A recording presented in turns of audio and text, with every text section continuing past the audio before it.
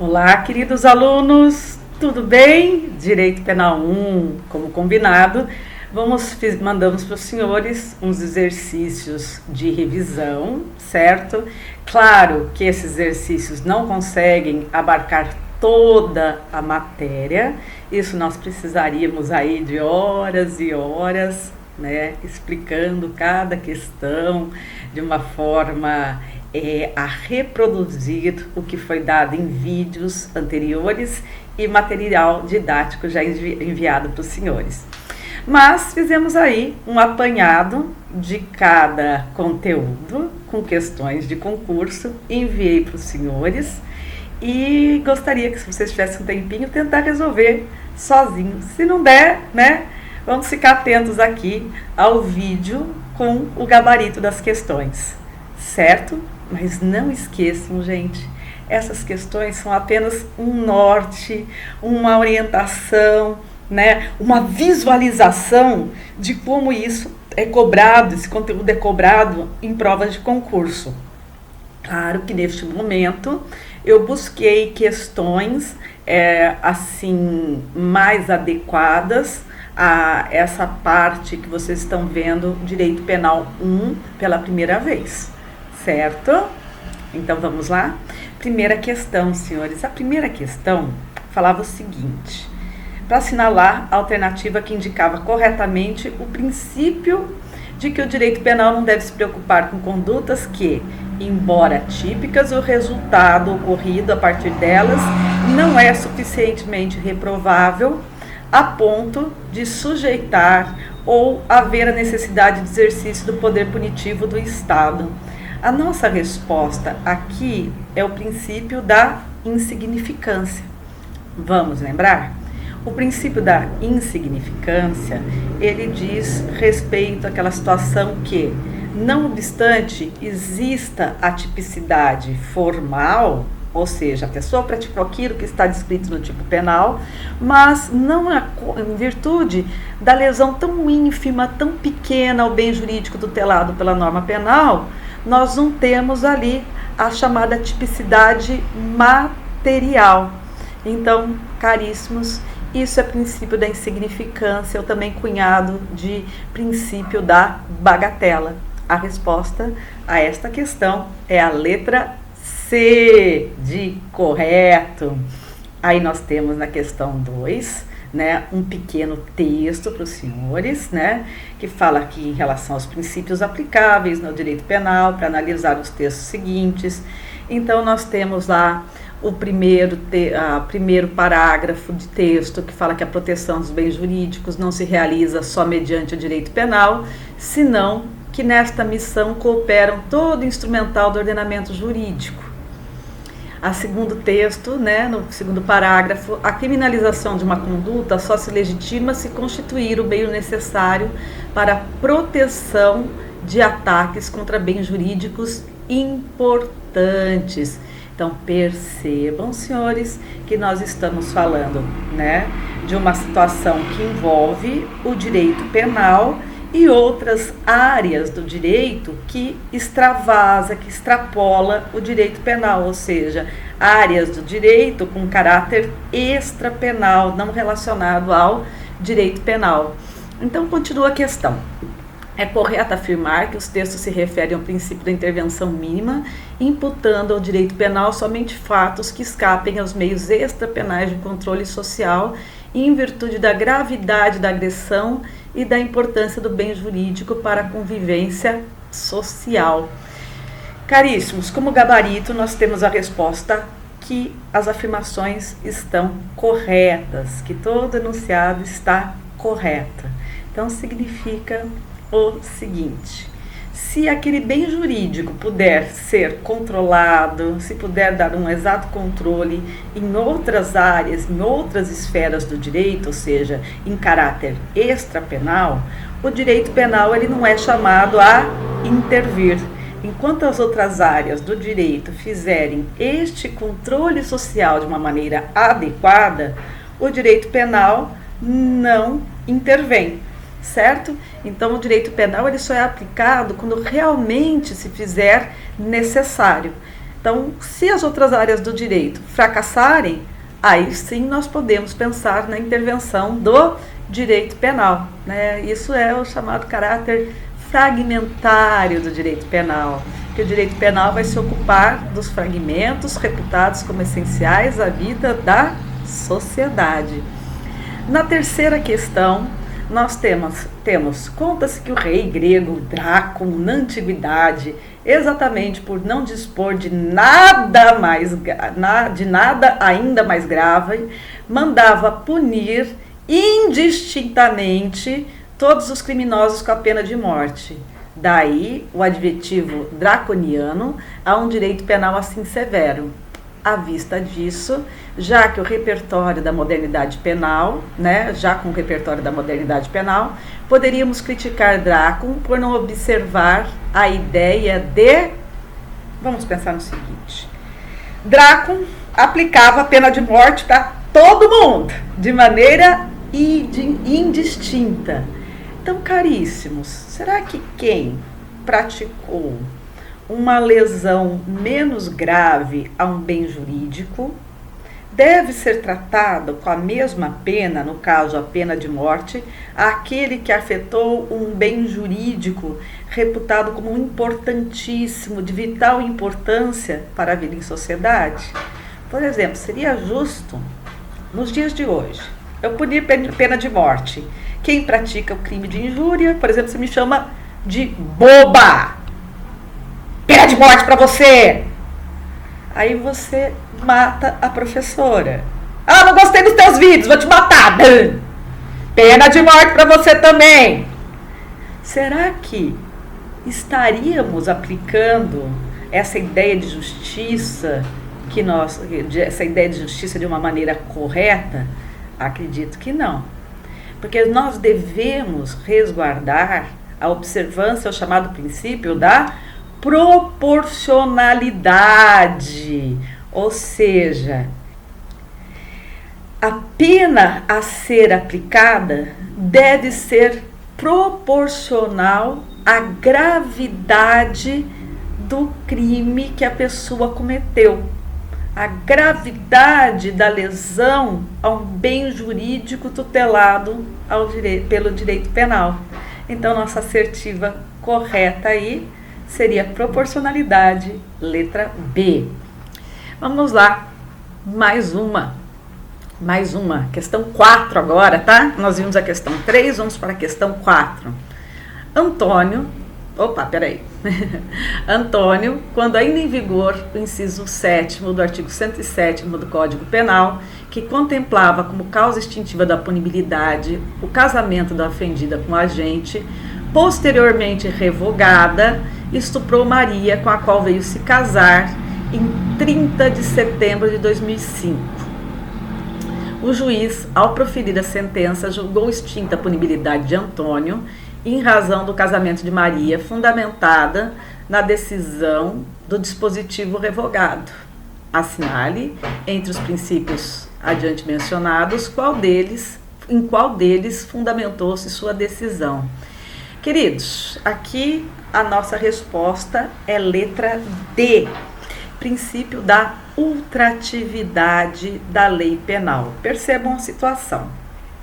Quando o agente estuprou a vítima, estava em vigor, uma norma que determinava a extinção da punibilidade em casos, por exemplo, de estupro, quando o agressor, o estuprador, no caso, viesse a se casar com a vítima.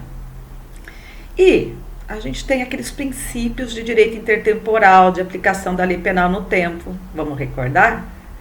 Lei penal mais severa, ela é irretroativa. Lei penal mais benéfica, ela retroage, assim como também ela tem característica de ultraatividade.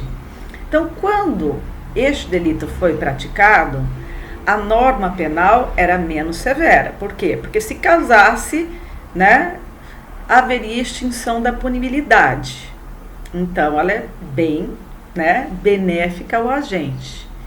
Casando-se, o agente teria decretado extinta sua punibilidade pelo crime de estupro. Então, essa lei que foi revogada, ela é uma norma penal mais benéfica.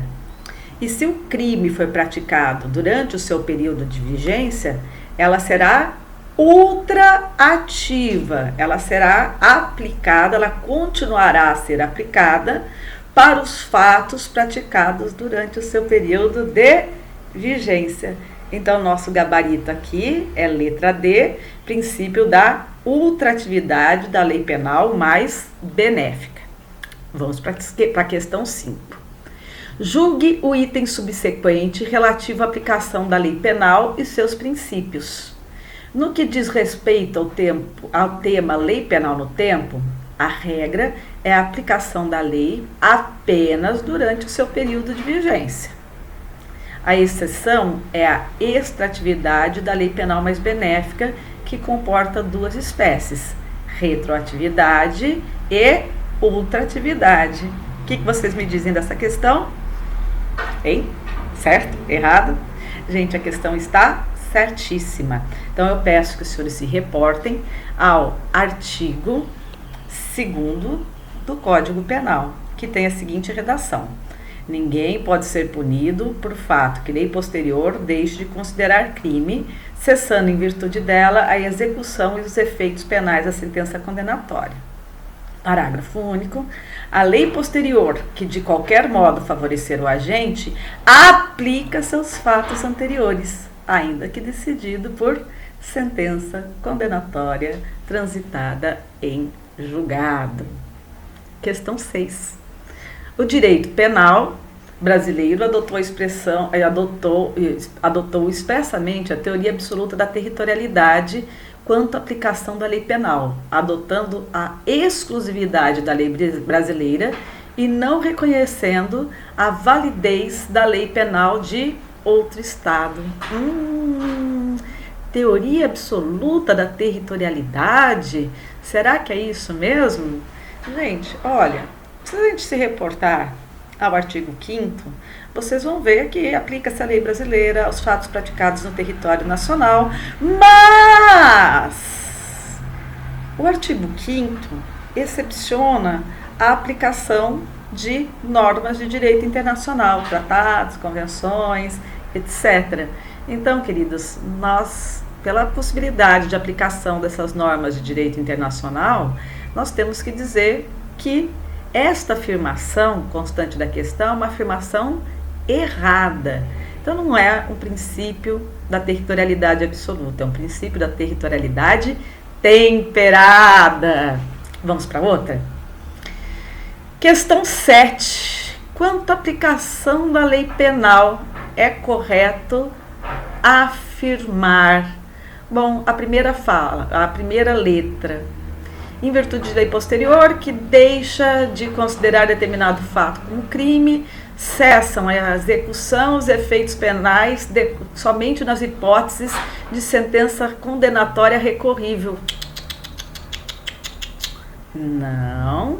Então, gente, se houve abolício criminis, mesmo que nós tenhamos ali uma sentença penal condenatória transitada em julgado, é possível a aplicação da lei penal mais benéfica.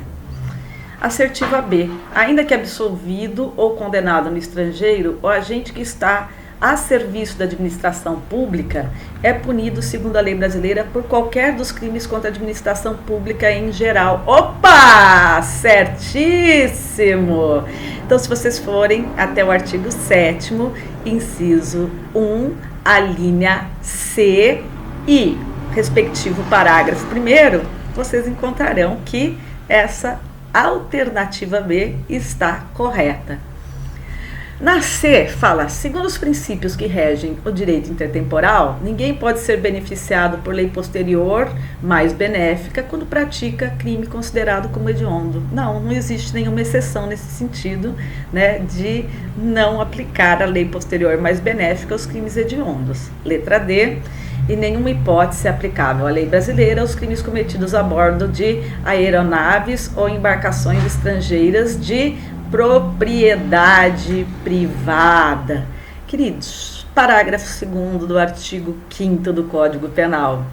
Dito assim: é também aplicável a lei brasileira aos crimes praticados a bordo de aeronaves ou embarcações estrangeiras de propriedade privada, achando-se em pouso no território nacional ou em voo no espaço aéreo correspondente, e estas em porto ou mar territorial do Brasil. 8. Acerca da aplicação da lei penal, assinale a alternativa correta. Fala de lei excepcional ou temporária, alternativa A. A lei excepcional ou temporária aplica-se ao fato praticado durante sua vigência, ainda que decorrido o período de sua duração ou cessadas as circunstâncias que a determinaram. Perfeito. Né? Dá uma olhada no artigo 3º do Código Penal. A alternativa B. A lei posterior que de algum modo favorecer ao agente será aplicada aos fatos anteriores, desde que não decididos por sentença condenatória transitada em julgado. Gente, mesmo que decidido por sentença penal condenatória transitada em julgado, ainda é possível a aplicação da lei penal mais benéfica. A alternativa C: considera-se praticado o crime no momento do resultado. Momento da ação ou da omissão, ainda que outro seja o momento do resultado. Dá uma olhadinha no artigo 4º do Código Penal, que diz o seguinte: considera-se praticado o crime no momento da ação ou omissão, ainda que outro seja o momento do resultado. Um crime praticado com a letra D. Um crime praticado contra a vida ou a liberdade do presidente da República, se cometido no estrangeiro, ficará sujeito à legislação do país em que tenha ocorrido. Gente, é uma hipótese de extraterritorialidade incondicionada, presente no artigo 7º do Código Penal. Então, queridos, dá uma olhadinha, né? Embora possa também estar sujeita à legislação do país de origem, mas vocês vão ter que dar uma olhada no artigo 7º, inciso 1, a linha A e parágrafo 1º do Código Penal, que é uma hipótese de extraterritorialidade incondicionada, em que será sempre aplicada a lei penal brasileira, tá? Sempre podemos perseguir o sujeito ativo de tais crimes de acordo com a lei brasileira. Vamos à alternativa E. A alternativa E diz o seguinte: ao crime cometido no território nacional, aplica-se a lei brasileira sem possibilidade de aplicação de qualquer tratado ou regra de direito internacional. Totalmente furada essa alternativa. Lembre-se, adotamos o princípio da territorialidade temperada. Não é o princípio da territorialidade absoluta, é o princípio da territorialidade temperada. Vamos mais uma. 9. Com relação à aplicação da lei penal, é incorreto afirmar que a lex mixer é inaplicável à sentença condenatória que se encontra em fase de execução. Não. Mesmo que transitada em julgada, ainda é possível a aplicação da lei penal mais favorável, ainda que o fato tenha sido cometido antes do seu período de vigência. Vamos para mais uma, questão 10. Aplica-se a lei penal brasileira a crimes cometidos dentro de navio que esteja a serviço do governo brasileiro, ainda que a embarcação esteja ancorada em território estrangeiro. Então, queridos, essa afirmação está correta. Então, a gente tem que dar uma olhada no artigo 5º, parágrafo 1º, e se quiser ver a questão das embarcações aeronaves de natureza privada, por favor, se reportem ao parágrafo 2º do mesmo artigo. 11. Quando o tipo penal exige para a consumação do delito a produção de um dano efetivo, o crime é material. Letra C, alternativa C. Vamos lembrar a diferença entre crime material e crime formal?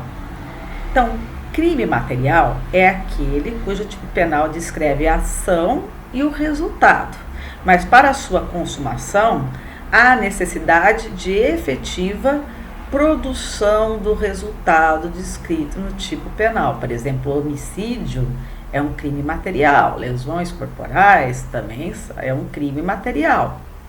Já o crime formal é aquele que o tipo penal descreve a ação e o resultado, mas para a consumação não há uma necessidade de produção do resultado descrito no tipo penal. Como exemplo clássico, nós temos a extorsão mediante sequestro, em que o crime se consuma com a privação da liberdade da vítima, sendo desnecessária, né, a produção do resultado descrito no tipo penal e que é visado pelo agente, que é obter o pagamento do resgate, né, aquele preço como condição do resgate, da devolução da vítima à sua família, à liberdade. Bom, temos aí uma classificação dentro da questão 11 como crime de perigo concreto. O crime de perigo concreto é aquele que se contenta com a mera exposição do bem jurídico a uma situação de perigo que concretamente pode se realizar, como, por exemplo, ali o crime de incêndio. Não há necessidade que o mundo pegue fogo para que o crime de incêndio do artigo 250 do Código Penal venha se reputar como consumado. Basta que, uma vez causado o incêndio, a vida, o patrimônio, a integridade física das pessoas fique concretamente ameaçada. Também fala na alternativa D em crime unissubsistente. O crime unissubsistente é aquele cuja conduta comporta um único ato. E temos na alternativa E, crime unissubjetivo. Crime unissubjetivo é aquele que pode ser praticado por apenas uma pessoa, como, por exemplo, o crime de homicídio. Então, nessa assertiva 11, a nossa resposta correta é letra C, crime material. Mas vamos lá. Questão 12. Para assinalar a alternativa incorreta. Queridos, então, na letra A fala em unissubsistente, tá certíssimo. Já na alternativa B fala que em crime unissubjetivo é aquele que possui um único verbo na descrição típica da conduta, como, por exemplo, o homicídio.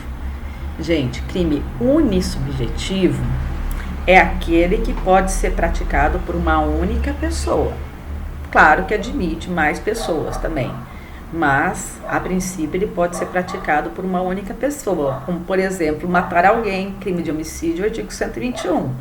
Você pode matar alguém sozinho. Pode ou não pode? Não deve, mas que pode, pode. Mas para o crime de homicídio, não obstante uma única pessoa seja suficiente para realizar a conduta descrita no tipo penal, você pode se unir em concurso de agentes com outras pessoas para o cometimento desse delito, seja em coautoria, seja em participação. Mas é obrigatória a coautoria? É obrigatório mais de um agente nessa conduta criminosa? Não. Então ele é um delito unissubjetivo. As demais assertivas também, tal qual a letra A, estão corretas, então dispenso comentários. Então, na questão 12, a nossa assertiva aqui a ser assinalada é a letra B. 13. Sujeito ativo é aquele que pratica a conduta descrita no tipo penal. Opa, até aí tá igual. Tá tudo certinho. Em regra, o sujeito ativo pode ser qualquer pessoa, independentemente de qualidades ou condições especiais. A princípio, sim. Por exemplo, matar-se não precisa ter nenhuma qualidade especial. Para furtar, você não precisa ter nenhuma qualidade especial. Para roubar, você não precisa ter nenhuma qualidade especial. Para cometer um crime de extorsão mediante sequestro, você não precisa ter nenhuma qualidade especial. Voltando para a questão, independentemente de qualidades ou condições especiais, como, por exemplo, no crime de furto. O sujeito passivo, por sua vez, é o titular do bem jurídico lesado ou ameaçado de lesão, ou seja, a vítima da ação praticada pelo sujeito ativo. Ó, tudo correto com esse enunciado. Tudo correto, tudo certinho. Então, gente, aqui, né, a resposta correta é que o enunciado está certo, aliás, certíssimo, perfeito. 14. O Código Penal adota no seu artigo 13 a teoria da conditio sine qua non, condição sem a qual, então, por ela,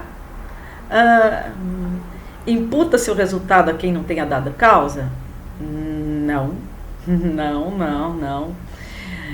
B. A causa dispensa a adequação para o resultado?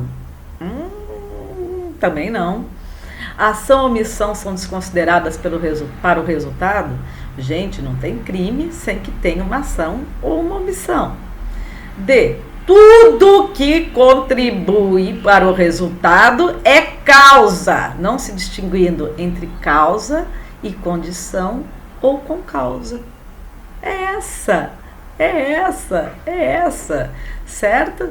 Então, caríssimos, eu vou ler um trecho aqui de Lavra do professor Kleber Masson. Fiquem atentos, mas vocês vão encontrar textos semelhantes na obra do professor Luiz Regis Prado, na obra do professor Fernando Capês, na obra de Damásio Evangelista de Jesus, da obra do Renato Marcão. Então vocês vão ter, né, vários autores falando a mesma coisa.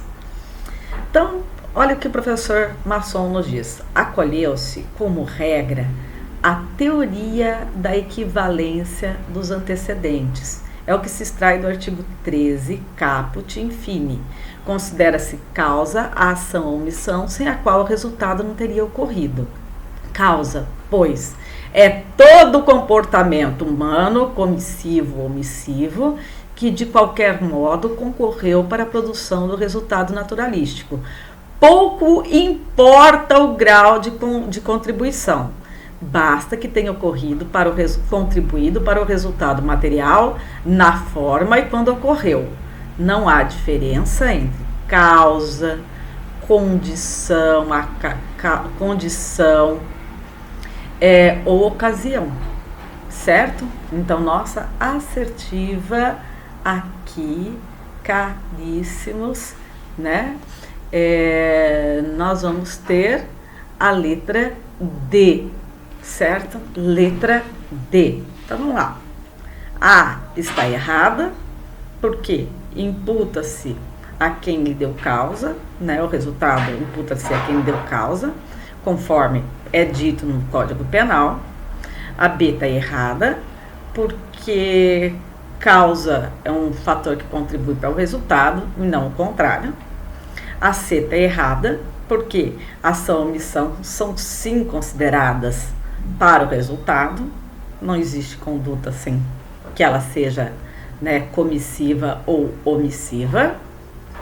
E a letra E, senhores, a omissão é penalmente relevante, certo? Desde que esteja prevista em lei, ela é penalmente relevante.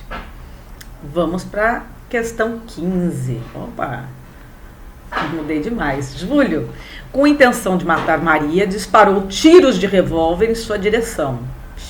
Perigoso esse Júlio. Socorrida, Maria foi conduzida com vida de ambulância ao hospital. Entretanto, no trajeto, o veículo foi abarroado pelo pelo caminhão. Ia falar camarão, não, esquece camarão. Imagina um caminhão, um camarão. A ambulância sendo abarroada por um camarão. Não, gente, é por um caminhão, desculpa, perdão. Foi abarroado pelo caminhão de José que, descuidadamente, ultrapassaram o sinal vermelho, tendo Maria falecido em razão do acidente. Nessa situação, Júlio deverá responder por tentativa de homicídio e José por homicídio culposo. A questão fala que Júlio com intenção de matar Maria. Então fala, opa! Homicídio tentado, pelo menos homicídio tentado. Aí depois fala que O veículo foi abarroado pelo caminhão de José que descuidadamente, ó, descuidadamente significa falta de observância ao dever objetivo de cuidado. E quando a gente ouve essa frase, inobservância do dever objetivo de cuidado, você pensa em crime culposo. E a questão fala o seguinte, que Júlio deve responder por tentativa de homicídio e José por homicídio culposo. Ah, professora, mas Maria morreu. Se não fosse a conduta de Júlio, Maria não estaria na ambulância. Verdade, verdade. Mas a gente pode afirmar que Maria teria morrido tão só pela ação dos tiros desfechados por Júlio? Não podemos. Razão pela qual, né, a assertiva está correta. Júlio vai ser responsabilizado por tentativa de homicídio e já, né, o condutor do caminhão, o José, vai ser responsabilizado por homicídio culposo. Mas só deixa eu completar aqui. Este homicídio culposo não é do artigo 121. É homicídio culposo lá do Código de Trânsito Brasileiro, artigo 302, né, do Código de Trânsito Brasileiro, é o homicídio culposo praticado na direção de veículo automotor. Então, queridos, para a gente chegar a essa conclusão, nós temos que ir até o artigo 13 do Código Penal, que diz o seguinte: o resultado de que depende a existência do crime somente é imputável a quem lhe deu causa. Considera-se causa a ação ou omissão sem a qual o resultado não teria ocorrido. Beleza? Recordamos? Aí nós vamos para superveniência de causa independente, que é o parágrafo 1º. A superveniência de causa relativamente independente exclui a imputação quando, por si só, produziu o resultado. Os fatos anteriores, entretanto, imputam-se a quem os praticou. O que o Júlio praticou? Praticou tentativa de homicídio. Então, por qual crime Júlio vai responder? Tentativa de homicídio. 16. Paulo Sérgio esgotou seu potencial lesivo ao tirar 12 vezes com sua pistola contra Luiz Antônio. Este, atingido por 6 projéteis, foi internado em um hospital e submetido a uma cirurgia. A morte, porém, ocorreu por força de uma infecção causada por uma bactéria alojada em um dos projéteis. Olha, a bactéria estava no projétil. E aí? Ele responde por homicídio ou não? Responde sim, gente. Ele morreu em virtude dos disparos e em um desses projéteis tinha uma bactéria. E esta bactéria, aliada aos disparos dos projéteis, causou a morte da vítima.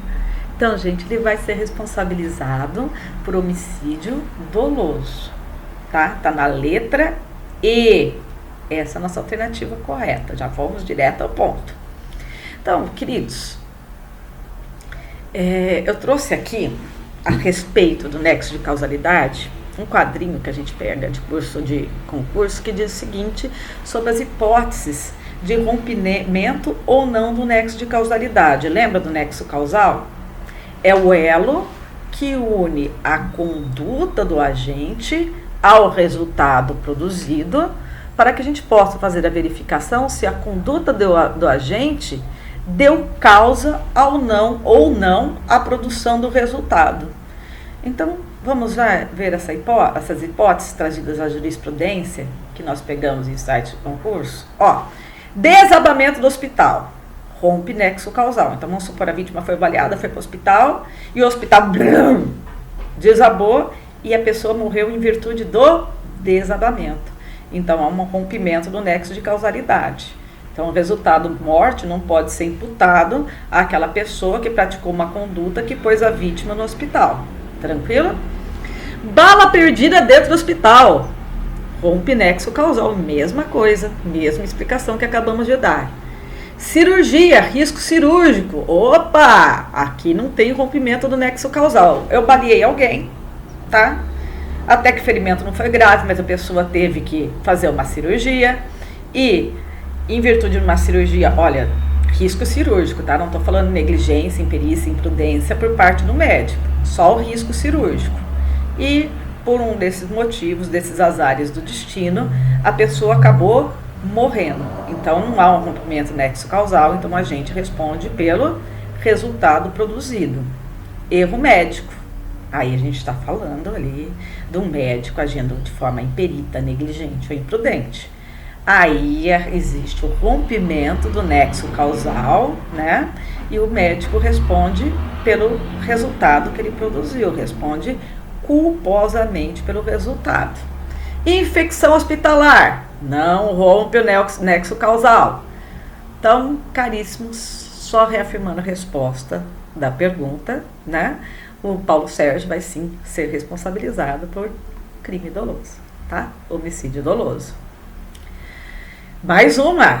Oh, quase chegando aqui ao final, né? São 25, já estamos ali, né? Bem adiantados na nossa análise.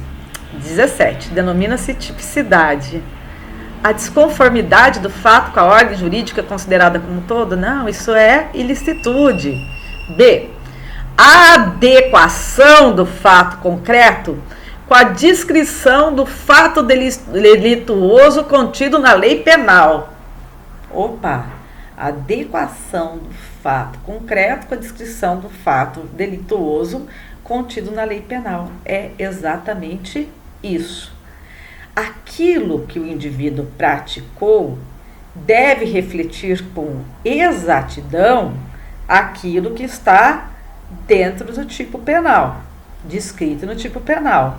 Então, imagine que este é o tipo penal e este é o ato praticado pelo agente. Se o que está aqui no tipo penal refletir, né, com exatidão, com todos os elementos, o que está descrito no tipo penal, né, então nós temos uma conduta dotada de tipicidade. Porque a conduta dotada de tipicidade, ela se integra de todos os elementos constantes aqui no tipo penal. Tranquilo? Então, caríssimos, a nossa resposta aqui é letra B, certo? Deixa eu ver aqui, passei aqui, é letra B mesmo, adequação do fato concreto com a descrição do fato delituoso contido na lei penal. Só queria fazer um adendo aos senhores sobre as duas formas de tipicidade. A gente tem a tipicidade formal e a tipicidade material. Então, na tipicidade... Ai, alergia, gente, a rinite tá danada hoje. Toma remédio, mas o narizão continua coçando. Ele fica uma beleza no vídeo. Olha, parece que eu tô com um tomate na ponta do nariz. Show! A gente tem uma diferença entre tipicidade material e tipicidade formal. O que é tipicidade formal? Tipicidade formal é o agente realizar todos aqueles elementos que estão descritos no tipo penal incriminador, tá? Agora, a tipicidade material, senhores, ela vai necessitar que, além de que o agente pratique aquilo que esteja descrito no tipo penal, ou seja, em suma, a tipicidade formal, que a lesão ao bem jurídico tutelado pela norma penal seja relevante, ou seja, que haja um bom grau, um certo grau de ofensa ao bem jurídico. Se a lesão for insignificante, não temos a tipicidade material. E a tipicidade em si, ela é composta de tipicidade formal e tipicidade material. Então, para que se tenha tipicidade material, há necessidade de que a ofensa do bem jurídico seja relevante, certo? Se a lesão ao bem jurídico for irrelevante, nós não temos tipicidade material, só a formal. Recordo, tipicidade é igual tipicidade formal mais tipicidade material, certo? É causa de exclusão da tipicidade. A insignificância do fato ou sua adequação social, segundo corrente doutrinária e jurisprudencial. Opa, já na primeira, já na letra A, já matamos a nossa questão, né? Lembra que a gente falou sobre tipicidade é igual tipicidade formal mais tipicidade material na questão anterior? Então esta é a nossa resposta. Isso justifica a resposta dessa assertiva A. Continuamos, mais uma, 18. O artigo 18 do Código Penal Brasileiro indica duas espécies de dolo. Ou seja, ai, que questão difícil, meu Deus do céu! Dolo direto e dolo eventual, gente. Letra E, tá? Letra E, dolo direto e dolo eventual. 19. O erro de tipo se vencível afasta o dolo e a culpa? Ai, não! Se invencível, inafastável, afasta o dolo e a culpa. Se vencível, afasta o dolo, mas permite a punição a título de culpa caso este crime seja punido como crime culposo. Certo? Tranquilo? Beleza? Mais uma. Complete corretamente as frases abaixo, assinalando a alternativa correta. Configura-se o crime quando nele se reúnem todos os elementos da sua definição legal. O que é isso? Crime consumado, senhores. Crime consumado. Configura-se o crime quando o agente quis o resultado ou assumiu o risco de produzi-lo. Crime doloso. 3. Configura o crime quando, por ineficácia absoluta do meio ou absoluta impropriedade do objeto, crime impossível. Crime impossível. Configura-se o crime quando o agente deu causa ao resultado por imprudência, negligência e imperícia. Crime culposo, tá? Crime culposo. Então, gente, a nossa assertiva aqui é letra B. Mais uma, 21. Acho que é isso, 21. 21. O indivíduo B, com a finalidade de comemorar a vitória do seu time de futebol, passou a disparar fogos de artifício de sua residência, que se situa ao lado do edifício residencial. Ao ser alertado por um de seus amigos sobre o risco de que as explosões poderiam atingir as residências do edifício e que haviam algumas janelas abertas, B respondeu que não havia problema, porque naquele prédio só moravam torcedores do time rival. Não haveria problema? Estou vendo uma pessoa assumindo o risco de produzir o resultado. Vamos continuar com a questão? Um dos dispositivos disparados, explodiu dentro de uma das residências desse edifício e feriu uma criança de 5 anos de idade que ali se encontrava. Com relação à conduta do indivíduo B, é correto afirmar, gente, isso daqui é dolo eventual, né? Pode acertar, ali só tem torcedor do time rival, né? Então, se acertar, né? Eu assumo o risco, pronto, assumo o risco de acertar e tá tudo bem. Então, caríssimos, a nossa resposta é letra C, que diz que o indivíduo B poderá ser responsabilizado por crime de lesão corporal dolosa, dolo eventual, nesta hipótese. 22. Na confraternização de final de ano de um tribunal de justiça, Ulisses, servidor do órgão, e o desembargador ganharam um relógio da mesma marca, em embalagens idênticas, mas de valores diferentes, sendo consideravelmente mais caro o do desembargador. Ao ir embora, Ulisses levou consigo, por engano, o presente do desembargador, o qual, ao notar o sumiço do relógio e acreditando ter sido vítima de crime, acionou a polícia civil.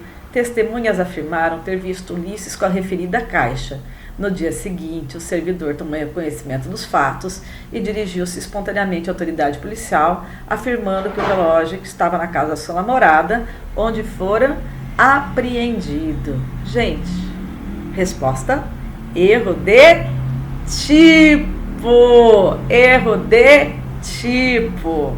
No erro de tipo, o agente tem uma má compreensão, ele se equivoca a respeito da circunstância que ele está vivendo, da circunstância fática que ele está vivenciando. Então, ele se engana acerca de um dos elementos componentes do tipo penal. Qual componente que ele se equivocou aqui, ou ele se equivocou? Sobre o componente coisa alheia móvel do artigo 155 do Código Penal. Ele não achava que a coisa era alheia, ele achava que a coisa era própria, por isso que ele levou embora, certo? Então, queridos, a nossa resposta aqui é a letra A, erro de tipo. Chegando no finalzinho, força aí, gente! Segura na mão de Deus, vamos lá, tá acabando! Questão 23. O erro sobre os elementos constitutivos do tipo penal, essencial ou acidental, em todas as suas formas, exclui o dolo, mas permite a punição por crime culposo se prevista em lei. O erro de tipo acidental, ele recai sobre circunstâncias acessórias. Então, queridos, ele não exclui o dolo, tá? Não tem nada disso de excluir o dolo. O agente vai ser responsabilizado da mesma forma. Imagina, eu quero matar A, mas por erro na execução eu mato B. E aí? Não vou ser responsabilizada pelo homicídio de B? Vou sim, do mesmo modo, tá? Do mesmo modo. Então, o único erro de tipo que pode causar aí a exclusão do dolo é o erro de tipo essencial, certo? Que é aquele que recai sobre uma elementar do tipo penal, por isso que ele se fala que ele é um erro de tipo essencial. Se esse erro de tipo for inexcusável, nós vamos ter, a exclusão do dolo, mas permite a punição a título de culpa, tá? Agora, se esse erro for inevitável, invencível, nós vamos ter a exclusão do dolo e da culpa. Agora, vamos voltar. O erro de tipo acidental, ele não exclui o dolo. Por recair em aspectos secundários daquele tipo penal, o agente vai ser responsabilizado da mesma forma, tá? Então, mais uma questão. 24. O agente que voluntariamente desiste de prosseguir na execução ou impede que o resultado se produza, só responde pelos atos já praticados. Ai, que questão difícil, gente! Artigo 15 do Código Penal, desistência voluntária e arrependimento eficaz. Dá uma olhadinha lá no artigo 15. A última, eu acho que é a última, 25. Fulano, querendo matar Beltrano, efetua um disparo de revólver contra este. Mas é o alvo, oh meu Deus, vindo atingir Cicano, ai coitado Cicano, ferindo este último levemente no braço. Nessa situação hipotética, conforme a legislação aplicável ao caso, fulano deverá responder por homicídio tentado contra Beltrano. Quando existe este erro acidental, neste caso, erro na execução, o agente vai ser responsabilizado, como se ele tivesse alvejado a vítima que ele desejava alvejar, tá? Se ele queria atingir A e atingiu B, penalmente, o agente vai ser responsabilizado como se ele tivesse atingido A. Certinho? Beleza? Tranquilinho? Então, queridos, ficam aqui os nossos comentários sobre essas questões. Não esqueçam que eu estou disponível para resolução de dúvidas lá no nosso horário de aula, então aguardo vocês sobre qualquer tipo de dúvida do nosso conteúdo. Às vezes ficou alguma questão assim meio nebulosa sobre essas questões comentadas. É a hora de nós esclarecermos, tá? Conto com vocês. Fica aqui um abraço imenso. Espero que os senhores estejam se cuidando, né? Se não estão, se cuidem a partir de agora. Quero que muito em breve a gente esteja feliz, saudável, em sala de aula, para que eu possa ver, né, o rostinho de cada um de vocês. Com saudades. Fiquem com Deus e até a próxima.